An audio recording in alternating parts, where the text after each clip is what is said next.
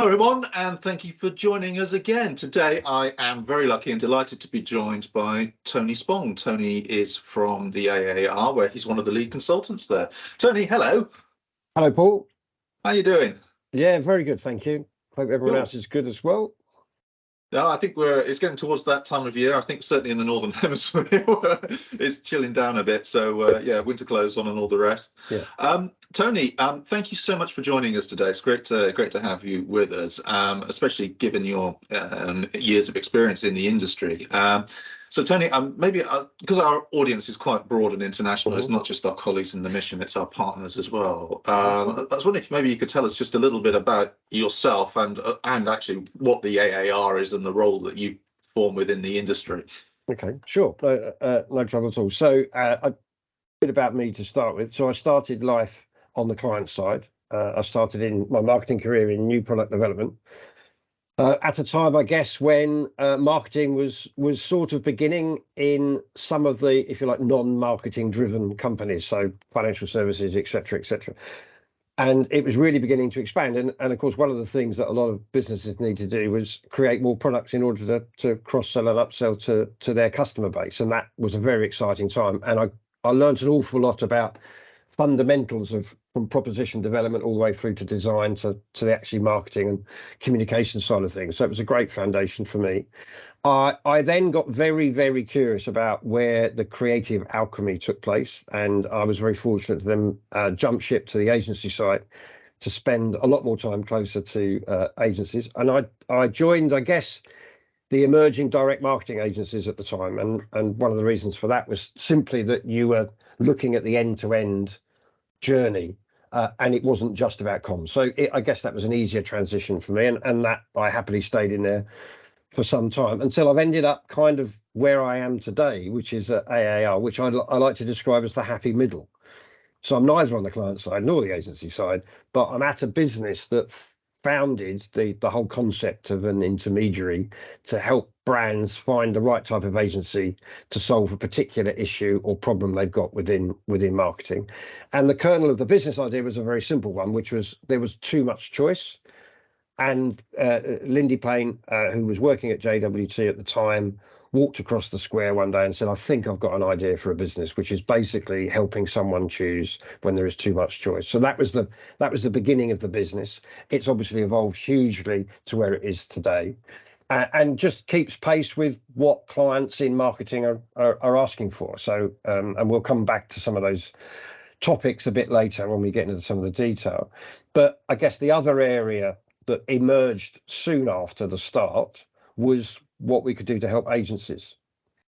And I think that's an interesting space that continues to this day, which is that insight that we gained from working with clients on not only what they needed, but how they chose, how they bought these sorts of services, meant that we could share and develop, workshops and training sessions and pieces of consultancy for individual agencies that help them compete more in this ever-growing competitive environment that we find ourselves in today.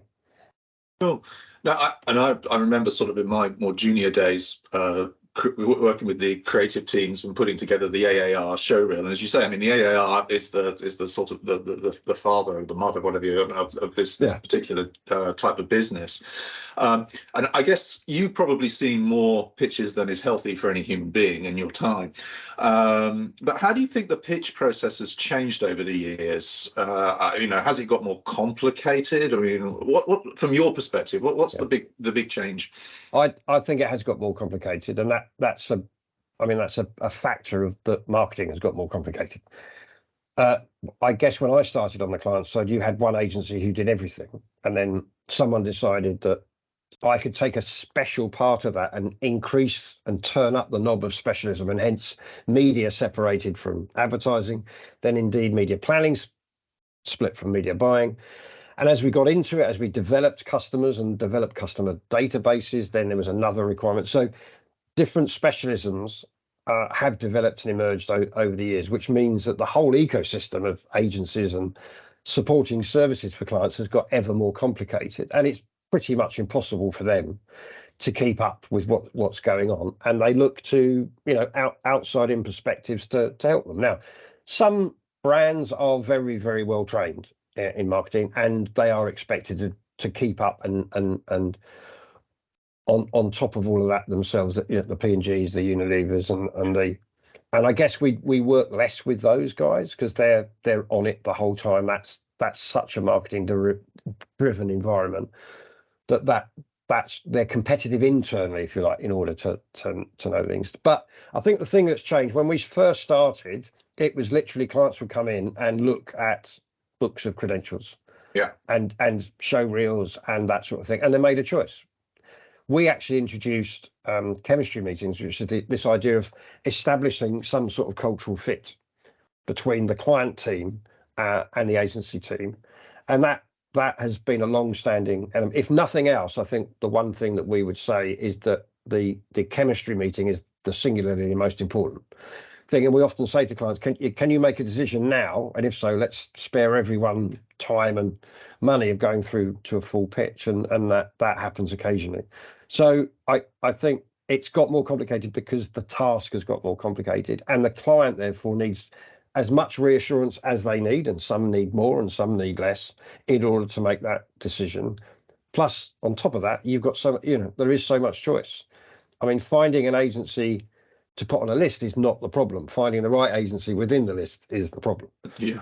And that's the task. Yeah. And that's where we're ever trying to be as creative as we can. And indeed, we've got a brainstorm coming up this week in terms just to review the whole thing again and just say, are we missing something? Are we learning something new that we should input and help both clients and agencies to find each other in the simplest way? Yeah, and I guess I mean the industry is one that constantly changes. I mean, like anything, I guess, in life. But you talked a lot there sort of about the chemistry side of things, which obviously, I mean, I would agree is critically important. How has COVID changed that? Because there's been this big reset, and of course, we have the Tuesday, Wednesday, Thursdays coming into the office, but all around the world people are in different stages with their coming back to the office, and indeed perhaps won't come back to the office. I think that is probably very likely. How has that changed what you guys do? The first thing we had to worry about is whether we could still be in business. So that was, and fortunately, technology arrived. Yes, and technology arrived immediately. There's different techniques, but there is no doubt when you watched an agency who had a full screen of little tiles and everything else, managed to build chemistry and a connection with a client on the other end, that you kind of knew that it was still possible to use technology, not being face to face. Now, post COVID, because during COVID, clients were very pragmatic. They still had a need, and quite often a very urgent need. So they had to find a way of making a decision. And sometimes they like agencies and everyone else coming to terms with the technology, and sometimes they misbehaved a bit in the sense that they would turn their screens off and all this sort of stuff, and it was very challenging for a lot of people. But we got there in the end. I think we were able to feed back and brief clients better on that understanding, and likewise to agencies. So again, being in the middle, we were able to pass that insight around us. And indeed, we were writing up top 10 tips for clients and top 10 in order to get the best out of this environment as it was. But what we again quickly learned was that clients still had a need. The world did not stop just because, although it felt like it, because of COVID in sense of a marketing need. Post COVID, it's been interesting where the face-to-face element comes in, and there's no doubt about it that for many clients, face-to-face is still a key element. Now they'll sacrifice that for a hybrid meeting or indeed a full Zoom or Teams meeting at a particular stage, because that'll just be the most practical. So everyone is now armed with a bit more pragmatism in terms of how technology can be intertwined into a mixture in the same way that in our own offices that we're managing to do so. But I'd say we're getting back pretty much to where we were pre-COVID. Internationally, again, slightly different, because we know the technology works. So there's a greater use of it now, and less flying in until those crucial meetings in terms of the final pitch, perhaps. But even final pitches are still being done over Zoom and Teams and things. And do you think, I've certainly seen it from the stuff that I do, but do you think there's now more of an acceptance actually that, to a certain extent, talent and the solution to an issue can be pretty much anywhere in the world, providing it can be controlled and focused for a client. I mean, they don't necessarily want to have people that they have to deal with all over the world, but if the agency is prepared to do it, I mean, is there an acceptance of that, do you think? I think that's the biggest barrier that's come down. That sense. I remember, having chemistry meetings and pitch meetings where people were flying in, and the client's face was, why are you flying someone in? Because you go, well, if I need that person, they are 6 hours away, and that's not going to work. Now you go, well, if they're the specialist that I need in my business, they're that accessible, then that's an upside. Yeah. Now, whereas previously it was regarding, why haven't you got the talent on the ground in front of me? Because we're going to have ongoing face-to-face meetings. You're going to drive up to my office, etc., etc. Now I think that has been broken, that kind of myth, as it were, and that's made it a little bit more flexible for agencies to pull the, if you like, completely the right team. I'm not saying that they never did try and pull the right team together, but it's given them a wider playlist, I guess, in terms of talent and how and when to put it in. Yeah. No, I think certainly, as I say, from what I've always done in the past, as you know, internationally, it's been an interesting evolution to see that happening. I guess from the point of view of a client, I mean, you're working with them day in and day out. And this is a kind of a how long is a piece of string question. But when you engage with a client, what do you think they're really looking for out of a pitch? And I know, as I say, I mean, they're all going to come to a slightly different thing. But typically, what are the pitches are expensive for agencies, and they're difficult for clients as well. We mustn't forget that it's an arduous process, and I know you guys try and take the pain out for them. But what do you think they're looking for? I think the one thing that I would say is consistent is they want to believe that whoever they choose is the specialist to answer that problem. Now, how the agency convinces the client that they're the specialist is the art of this, more than the science to some extent. There's an element of science in it, but to some extent, by the time you get to the pitch, the science has been done. We should arrive at a pitch situation where the client is confident that every single agency before them can do the job. So there's an element of they can relax at this moment, but it's that final run round the bend towards the finishing line. You go, who has got this right? Who's understood my business?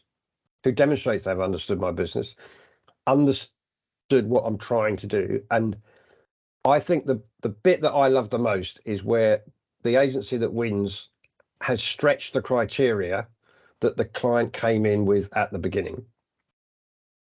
Okay. Now, sometimes that's adding new, so that's that classic reframing. Sometimes that's adding new criteria that the client never thought of, and that's based on experience and knowledge and stuff, and can mitigate why that change of criteria is going to be more important than what you went into.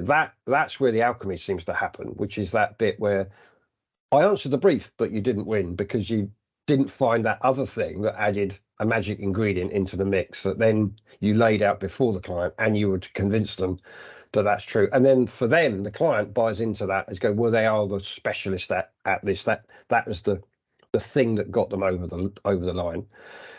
What agencies often ask me, are clients buying generalists or specialists? And I always answer the same way, which is they always buy a specialist. Now, it could be a specialist at 7 things rather than one thing, because if the pitch is about a certain type of task, and that might include fully integrated agency who can do everything, you've still got to come across as the specialist at pulling those things together.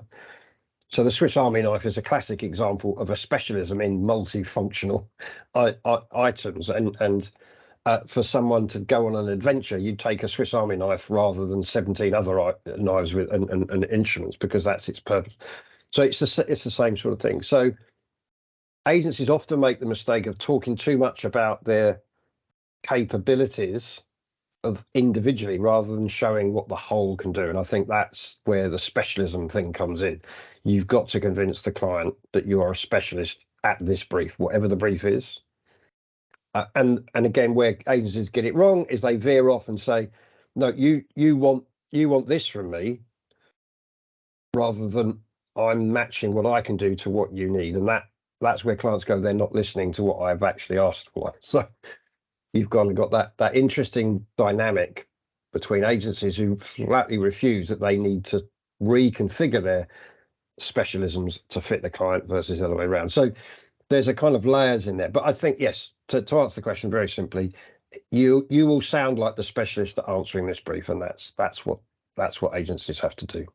So it's about, if I'm understanding you correctly, it's about having that, if you like, that point where the client and the agency interact, answering the brief, and then saying, we are the specialist in this, and here's the specialism that you want. Oh, and by the way, let's create that magic wow moment for the client.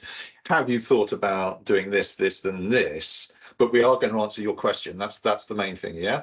Yeah. So packaging up how you stretch them may have been done at chemistry, it may have been done at a stage further, and then the client's excited to see where it goes, and sometimes goes, that was really interesting, but I wasn't convinced. It didn't feel you'd done it enough times to convince me. So again, where is the emotional state of the client? Are they naturally early adopters and therefore actually they don't mind that you've never done it before? Or are they go, that's a lovely idea, but can I come back to you in 3 years' time?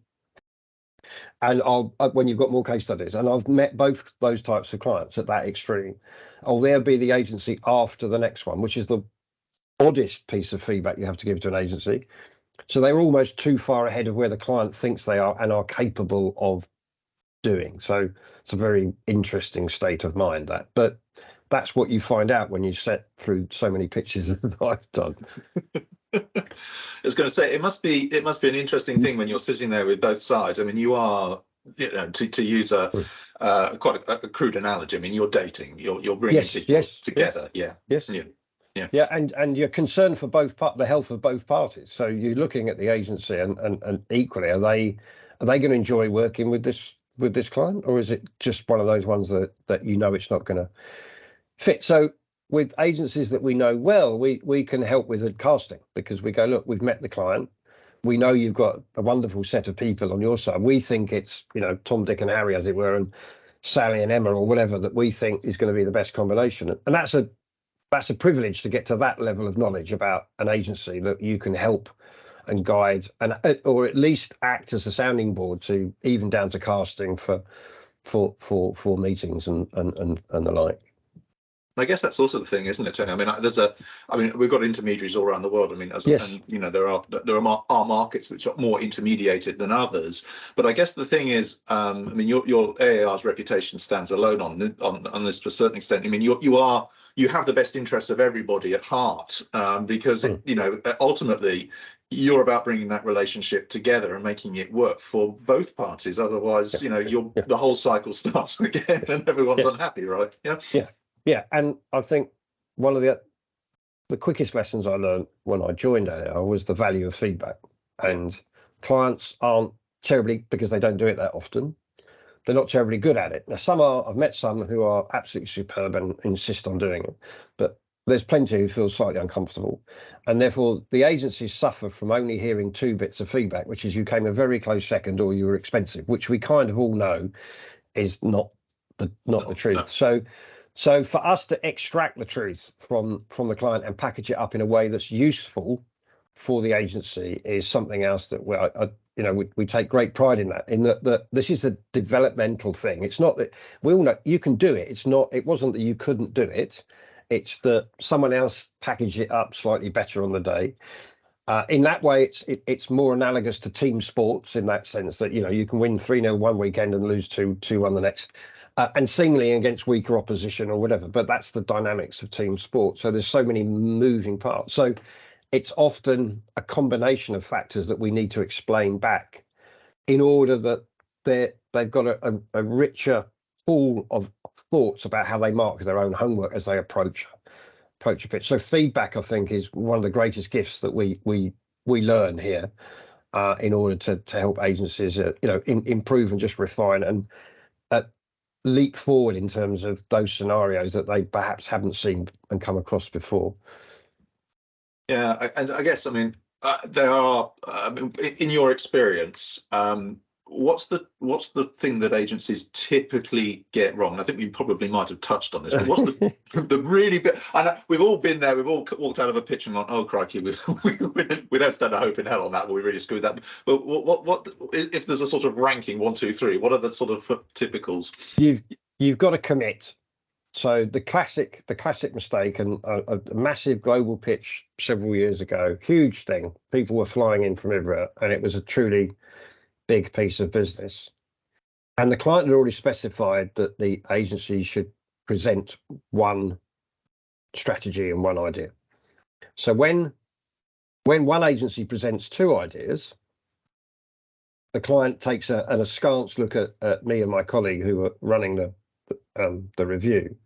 And we nodded and we said, no, we've told them that then. So we were waiting for, we've shown you two, but our recommendation is this and this is why. They didn't do that. They just left it there. So the client then had to ask the question. So which one do you recommend? And the global CEO said A, and the global strategy officer said B. Mm. And that was the end of that pitch. So it very basically, the client asked you to do something and you didn't do it. That's one thing. But one of the things about pitches is they're they're more than artificial. They often I like to, the analogy I use there is the break glass in case of emergency. Sometimes clients just want to know that if I have to ring you up at 1:45 one day and ask you to sort something out, solve a problem I've got, some sort of emergency, that I know that one, you'll get behind it, you've got the skill set to do it, but you'll come back and go, that's how we should do it. Now, pitch is slightly artificial in that it demands that you go forward and say, this is how we do it. Now, we've all heard the stories that after a pitch, what happens, etc., etc. Reality kicks in and it sort of muddies the water. And through no one's fault, it's just the way that you find the situation. So at the pitch, that crystal clear view of this is the way I think, this is the conclusion I've come to, this is my recommendation. If you can't even do that, you're not going to get anywhere. So the worst thing in pitches is when agencies flounder around towards the conclusion and the recommendation. That's the biggest one. If you get that wrong, nothing else will save you. If you get that right, but they don't agree with it, but the workings out are very clear and everything else is positive, then you can quite easily win it. So you don't have to have necessarily the right answer, but you have to have that commitment towards an answer, and that's the biggest thing. And then there are other behavioral issues in the team. The team dynamics can break down, like in the example I've quoted, where clearly two senior people were just not on the same page, and that puts warning signals up to the client immediately. So the single thing is are they committed to their own thinking? Basically, that's the big one. Yeah, so answer what the client's actually asked you to do, and then commit to it, and then stand by it, and deliver it. And I guess also, I mean, you mentioned chemistry there, and we've talked about it earlier on. It's about, I know certainly from my experience, it's about having the chemistry with the people that are in the room, from your own team as well, isn't it? It's yes. I've sort of sat in pitches, and you sort of sat there, and you've got big global groups, because where I've been on your side of the fence, and these people haven't met before, and you can't make it up. I mean, I think there's very few people who can stand up on a stage and present off pat, and it has to be rehearsed. You have to meet the people, and otherwise it stands out like a sore thumb, in my personal opinion. And it's the number one question clients ask: are we going to meet the people who are going to work on the account? And without fail, every single client in all my years has asked that question. And we know the truth. We know that's difficult. How agencies manage that is generally not good. Generally not good. And there are other structural issues within our industry and blah, blah, blah. But to have the person who's supposed to be leading the account do 5 minutes at the end on a timetable and an implementation Gantt chart and the costings doesn't give the client a lot of confidence that this person can hold a room and command respect from colleagues more senior than them to get what I need done. So whoever's going to be the lead contact, we know can't be the CEO, can't be the MD, etc. They'll have their role to play, of course. But the clients kind of want to see, well, who's the person in charge of my business? Should I give it to them? And if that person's not visible enough during the pitch process, then that's hard for them to be convinced. Yeah. And that's the signifier of where the chemistry has got to, back to your point. So who's the person I'm supposed to be building chemistry with? Because if it's the wrong person, then suddenly becomes invalid. So that is a crucial thing, and it's the client services team has suffered over the years because of a multitude of things, and we could have another phone call on that.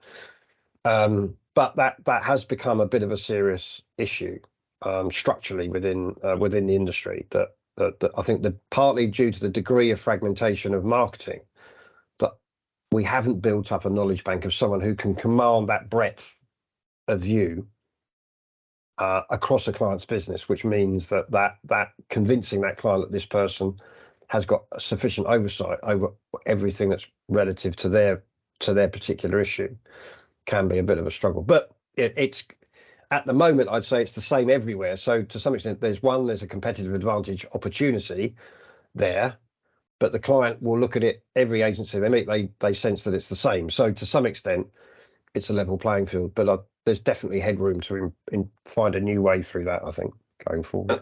That's a very interesting observation. I mean, and as you say, it goes back almost to where we started this conversation, where you talked about your career and where you started from and how you sort of sat across both client side and now agency side and intermediary. So you have that background and the understanding to take a bigger picture.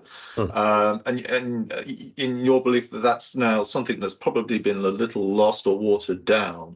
That's an interesting takeout, and it kind of leads me on a little bit. I mean, part of what we're doing this for is to help learn what we can do better as a group, and certainly as partners. I mean, if you had a couple of tips that you could leave with us, what would they be, Tony? How can we be better? How can we impress you more?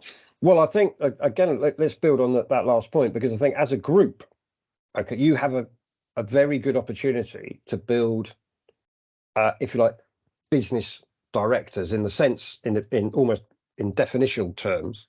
Someone who understands commerce, understands business, understands how clients make money. At the moment, the agency world is losing out to consultants who come in and talk much more about business efficiency, etc., etc. Now, we know there's been an uptick in MBAs, that especially marketing MBAs, and Mark Ritson's one is probably the best one that's known. I'm not saying we should all throw ourselves into that or others, but there's a sense that we end up developing our people from a production and implementation point of view, because there's so much to do. So that's understandable. But have we developed people who really understand business and what's going on today? And I think that's the gap. Now, as a group, you've got the opportunity to grow and develop your own talent in a certain way and help them understand all the facets of the group in terms of all the different elements and how they play out. Because as you pull a group together, you're going to have to develop some common language, so that the belief from the client point of view is that these Lego bricks will click together very nicely, and it's not going to be a problem. Because as we move to a period of consolidation that's going on at the moment, which is being recommended by the consultants, you don't need this many suppliers. The join becomes more important than the individual elements. It's how well are they put together. And another client I work with said, I really wanted an integrated agency. So I ran a pitch, he did it himself, and blah, blah. And he said day one was a problem. I said, why was that? And he said, well, 3 people turned up. And I said, oh, right, okay, what was that? He said, well, I was hoping for one agency that could do 3 things, not 3 agencies who could do 1 thing each. And that manifested itself in the people that turned up. I wanted one person who knew those 3 things, or knew enough about those 3 things to go and I didn't need the 3 people in the office. Because of course the downside of that, and this is again going back to the group proposition, is if I've only got an hour, I can only give you 20 minutes each. But if I've got one person who knows 3 things, he or she can get the full hour. Yeah, and again, we come back to that point about it's the pinnacle bit, and it's like, find me somebody who can then go off and find me the people who know how to do things, make it seamless for me, because you, dear agency, are a small part of what I do on the day to day. You need to help me solve my problems, make me look good. And therefore time is the most precious thing they've got, Yes. almost more than budget. A lot of the briefs latterly have been about, can you save me time because I need to do other things. So even by sending in one person, you go, we're going to spend an hour, it's going to be a quality hour, and then leave it with me to sort out, if you like, 3 more hours that are consequently of that, but I'm going to manage those 3 hours. You don't have to, so I'm saving you time. So that's, I think, the opportunity for the group is to find that those people and develop them, but also have that strategy, which says, okay, if this is about understanding how the parts fit together, and I've got, I've got a retention and growth strategy which says, well, I need to put in another 2 parts of mission. Understanding how things click together is quite often a great benefit to clients. Saying, look, we know where we're going to fit in, how long it will take us to fit in. So almost have a supplementary element to any proposal, which is about understanding, well, who else have you got? Who's upstream of me, downstream of me, around me, and stuff like that. And make sure you include that you're really easy to buy, because if you like, you're already lubricated. You're going to just slot in onto the shelf, and they go, great, thanks very much, because that was a job I thought I was going to have to do, but you've now saved me time doing that. So it's not only what you do in today's world, it's what you do left and right and up and down from where you're. And I think, again, within a group, you've got a chance to learn that from each other and then practice it with your client base. And you, yeah. Sorry, go on.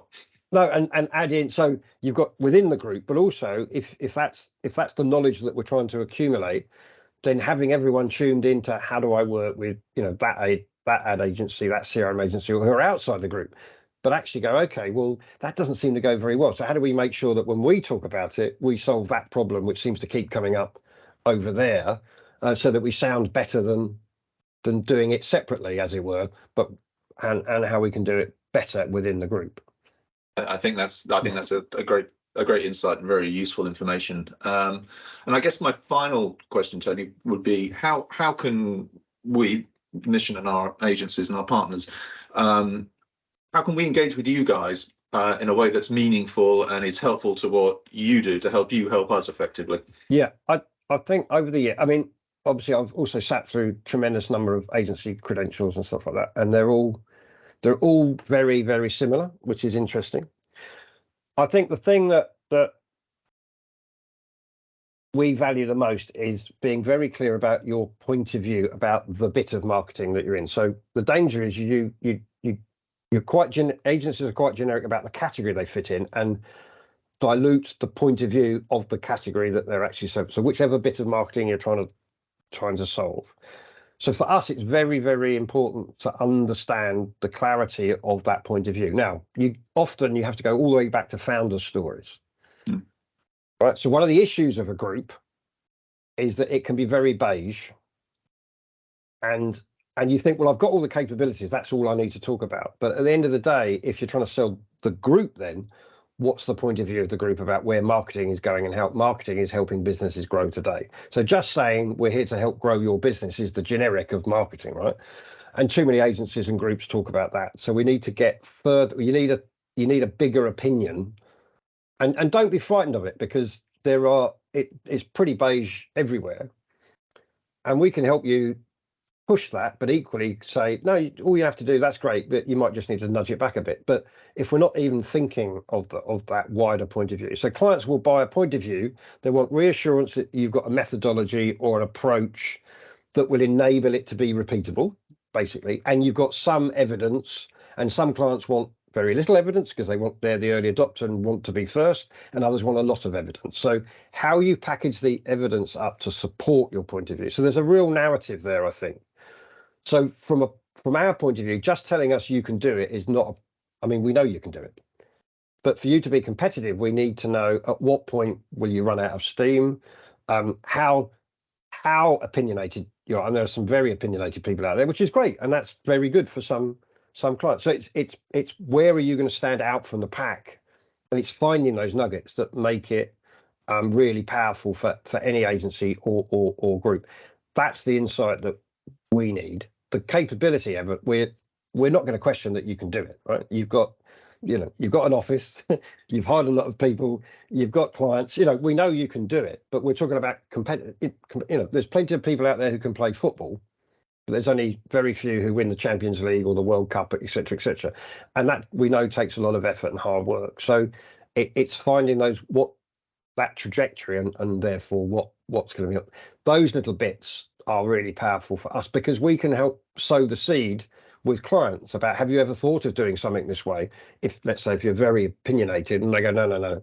So we can come back to you and say, look, we think this might be too early, but if you want to come in, then we would just dial it back a bit on this occasion because they're a bit nervous, and let's leave it with them for a bit and let's grow the confidence into that space. So we can come back and help you on that, but we need to know those little extra bits, the special diet you've been on, the bit of fitness, or the psychologist who's been, whatever it's going to be that you believe will make you more competitive. That's the bit that we really need insight on.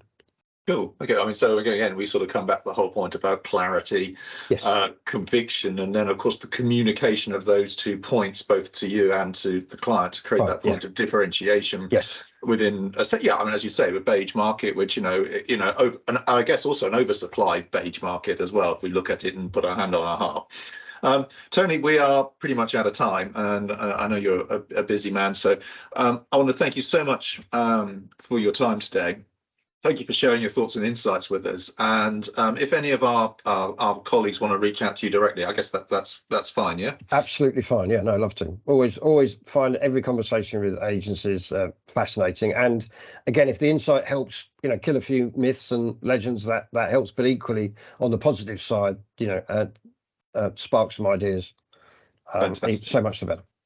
Fantastic. Tony, thank you so much for your time. Really appreciate it today. Have a good one, and we'll catch up soon. Thanks a lot. Thanks, Paul. Cheers. Bye-bye. Take care. Bye-bye.